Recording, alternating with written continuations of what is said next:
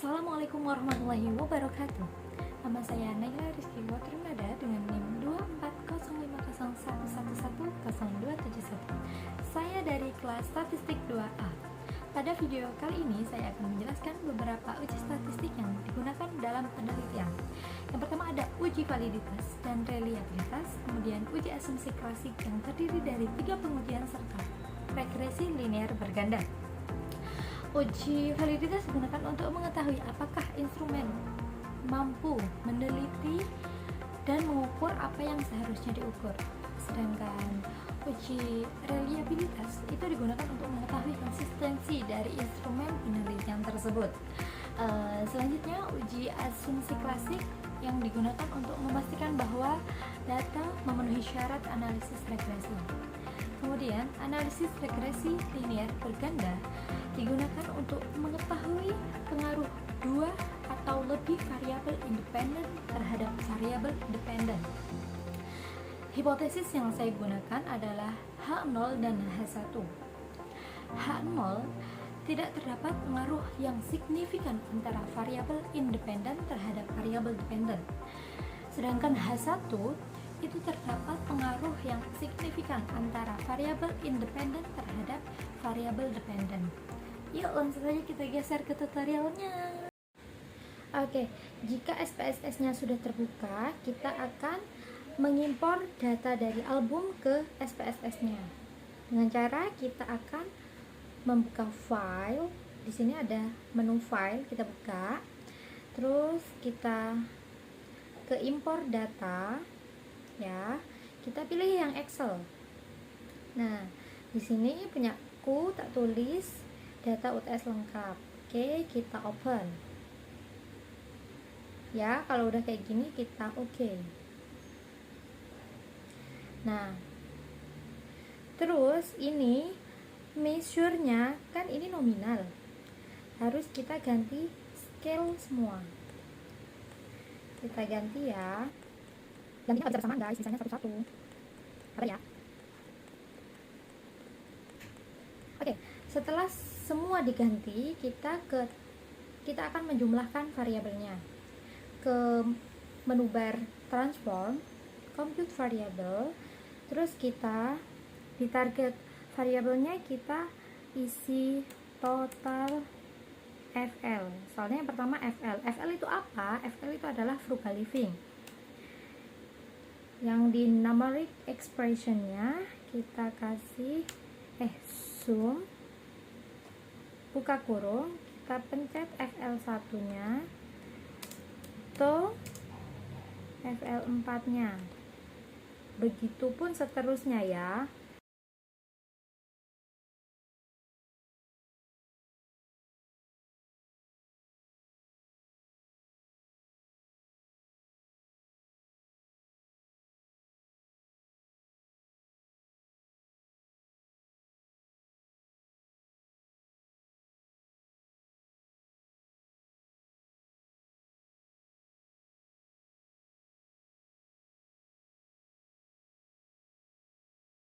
Sudah di total, M sudah di total, FBB sudah di total, H sudah di total.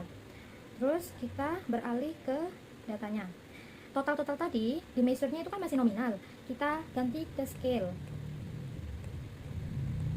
Oke. Sudah kan? Yang pertama kita akan melakukan uji validitas.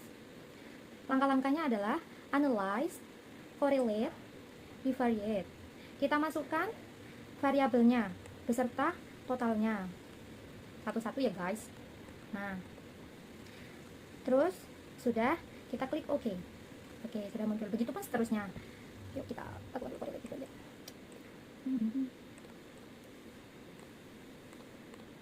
Oke, analyze, correlate, bivariate. FBB tadi kan sudah M, sekarang FBB. FBB itu apa? Adalah financial well-being. Oke, terus analyze lagi terakhir, correlate, bivariate. Kita masukkan hanya.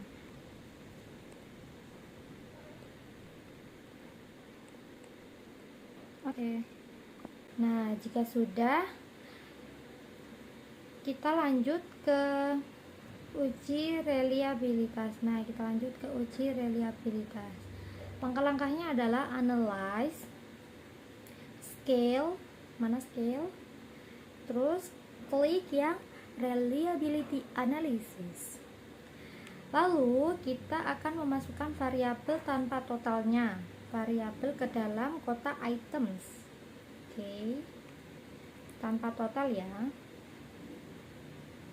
dengan model alpha. Oke, lagi sampai keempatnya dijumlahkan. Habis FL kita ke M. Oke, analyze, correlate, scale, reliability analysis, RBP. Oke, lagi satu di scale, reliability analysis.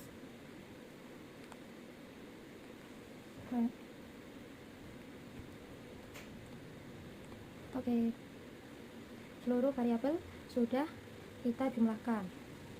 Lalu kita geser ke uji kedua, yaitu uji asumsi klasik. Yang pertama saya mengambil uji asumsi klasik linearitas, compare means. Lalu langkah-langkahnya analyze, compare means. Lalu masukkan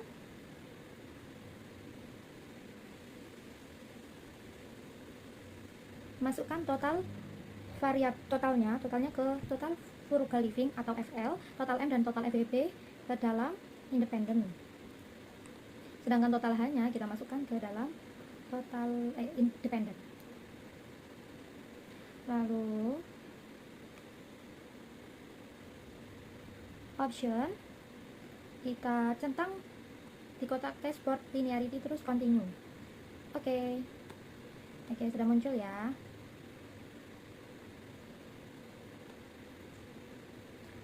Terus kita uji asumsi klasik yang kedua, yaitu normalitas. Klik analyze, regression, linear. Masukkan total H ke dependent, sedangkan total FR dan FBB ke independent. Terus klik statis. Klik save. Kita centang unstandardized di kotak residual ya. Oke, kita klik oke. Nah, ini udah keluar ya yang normalitasnya. Terus lagi klik menu analyze, kita ke non parametric test, legality dialog, terus 1 sampai sampel KS. Kita masukkan unstandardized yang residual satunya ke dalam test variable list. Oke, test distributionnya normal. Kita klik OK. Nah, ini sudah muncul one sample Kolmogorov-Smirnov test, yaitu uji normalitas. Yang ketiga adalah uji heteroskedastisitas, uji Glasser, yaitu analyze, regression, linear. Regression mana? Regression linear. Klik save. Ini kan sudah dimasukkan. Klik save. Unstandardized-nya tadi kan sudah dicentang, jadi sudah. Oke, continue. Oke. Terus kita ke menu transform, compute variable, yang kita akan menotal ABS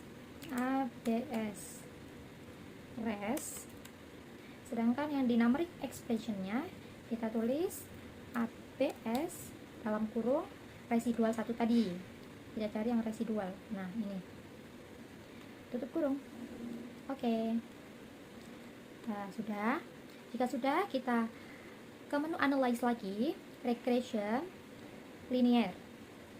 Kemudian dependentnya kan tadi total H, sekarang dependentnya diganti ke ABS res-nya dimasukin. Klik save. Lalu hilangkan centang pada unstandardized pada kotak residualnya. Oke, kita hilangkan. Terus klik continue. Oke. Sudah. Uji asumsi klasiknya ada 3, sudah kita lakukan. Yang selanjutnya adalah analisis regresi linear berganda. Klik menu analyze, regression, linear. Muncul di kotak dialog itu linear regression. ABS rest-nya diganti ke total H. Oke, kita ganti ke total H. Kemudian pada bagian statistik, klik estimate dan model fit, lalu klik continue. Oke. Dan kita sudah melakukan praktek SPSS 3 variabel tadi. Lalu kita akan menyimpulkannya atau menganalisisnya. Oke, saya sudah membuat hipotesis berdasarkan keterangan tadi. Hipotesis hubungan parsial, H0 tidak terdapat pengaruh signifikan antara frugal living dan happiness. H1 terdapat pengaruh signifikan antara frugal living dan happiness.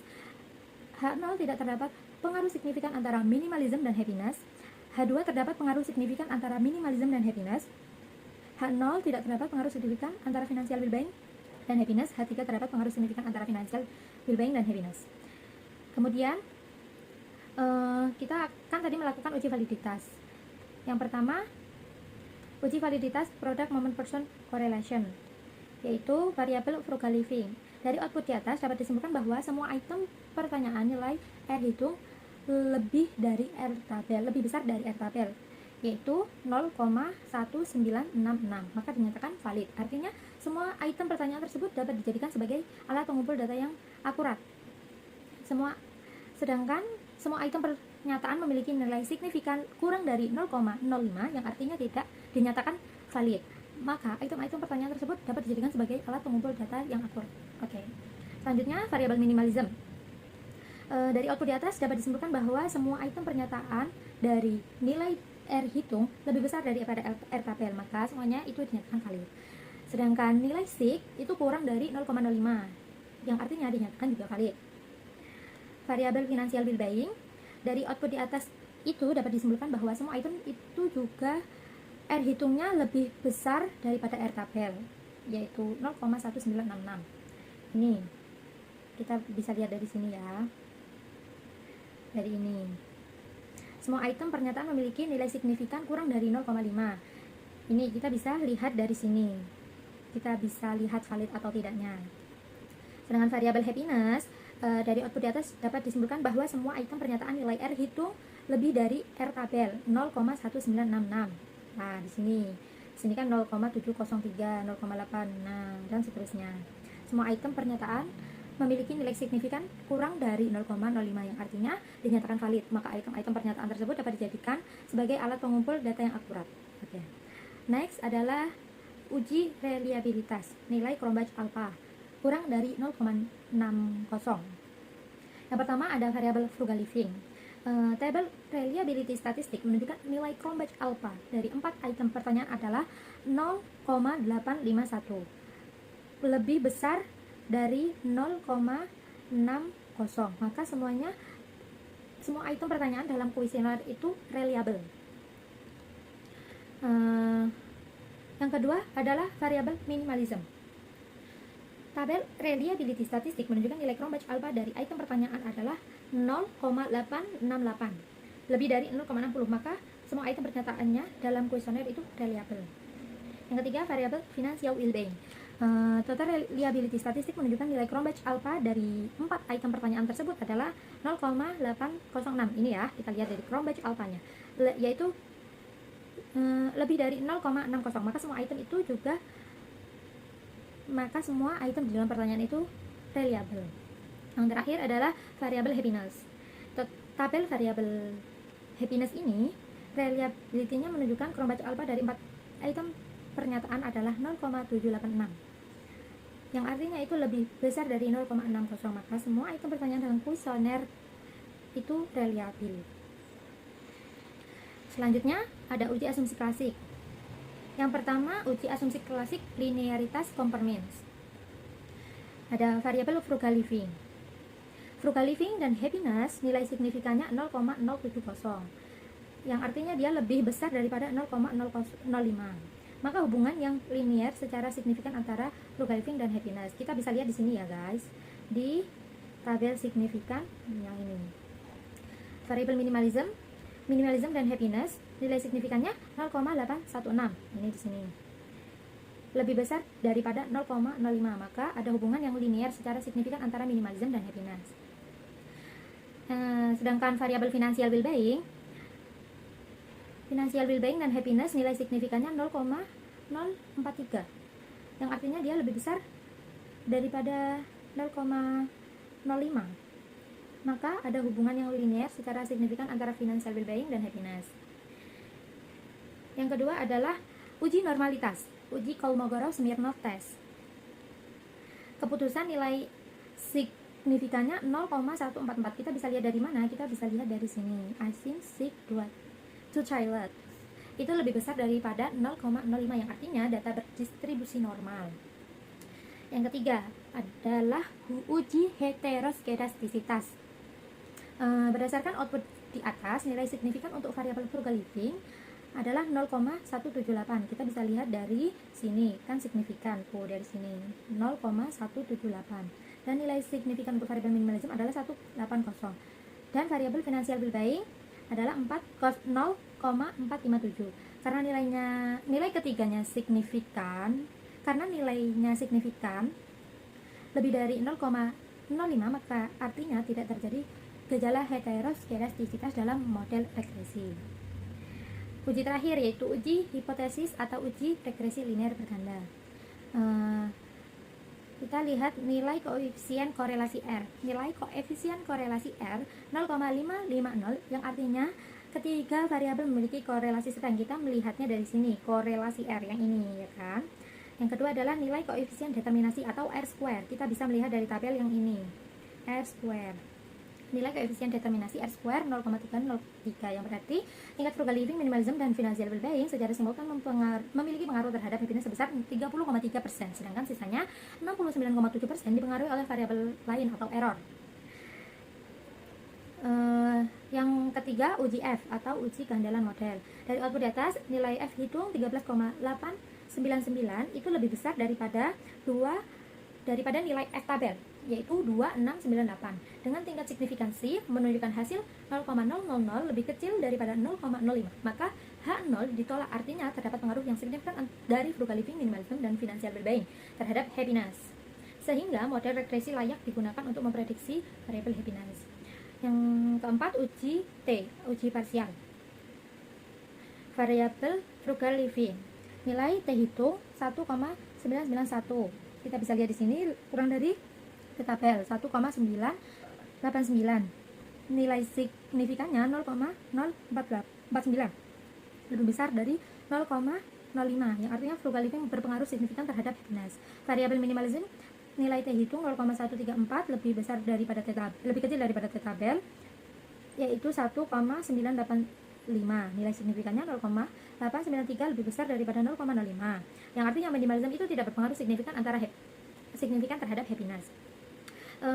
Variabel financial well-being nilai T hitung 4,178, lebih besar daripada T tabel 1,985, sedangkan nilai signifikannya 0,00, lebih kecil daripada 0,05, yang artinya financial well-being itu tidak berpengaruh signifikan terhadap happiness. Yang terakhir, interpretasi model Y sama dengan A plus B1 titik X1 plus B2 titik X2 plus B3 titik X3, yaitu A nya 5,389, B1 nya 0,206, B2 nya 0,104, sedangkan B3 nya 0,366. Kita bisa melihat dari tabel ini, yang ini ya, yang B unstandardized B. Okay. Keterangannya, koefisien regresi frugal living bernilai positif, yang artinya apabila frugal living meningkat, maka happiness juga akan meningkat. Peningkatan tersebut signifikan. Yang kedua, koefisien regresi minimalism bernilai positif, artinya apabila minimalism meningkat, maka happiness juga akan meningkat. Peningkatan tersebut tidak signifikan. Koefisien regresi financial well-being bernilai positif, artinya apabila financial well-being meningkat, maka happiness juga akan meningkat. Peningkatan tersebut signifikan. Oke, segitu saja tutorial dan kesimpulan dari saya. Wassalamualaikum warahmatullahi wabarakatuh.